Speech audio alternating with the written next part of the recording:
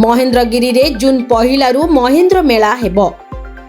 परशुरामंक तपभूमि गजपति जिल्लार महेन्द्रगिरी ठारे महेन्द्र मेला महोत्सव जून पहिलारू 9 तारिख पर्यंत अनुष्ठित हेबो। आज पारଳାଖେମୁଣ୍ଡି स्थित श्री शैलम कल्याण मंडप ठारे महेन्द्रगिरी परिचालना कमिटी तरफरु होइतिबा सांबादिक सम्मेलन रे सूचना प्रदान करा जायछि। 9 दिन व्यापी हेबाकू एही उत्सव रे राज्य व देशर विभिन्न अंचलर बहु संख्यक साधु संत माने योगदान करिवे।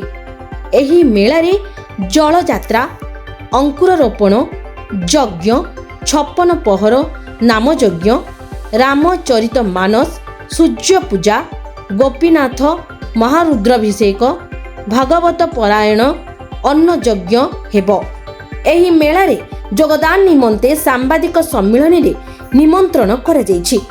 एही सांबादिक सम्मेलन रे महंत रामानंद दास, महंत डॉक्टर हरिहर दास, पंडित अशोक कुमार पाढ़ी, अंतर्जामी गमांग, सिद्धेश्वर मिश्र, बीजेपी जातीय कार्यकारिणी सदस्य नलिनी कांत पात्र व गौरांग गौड़ प्रमुख उपस्थित थिले।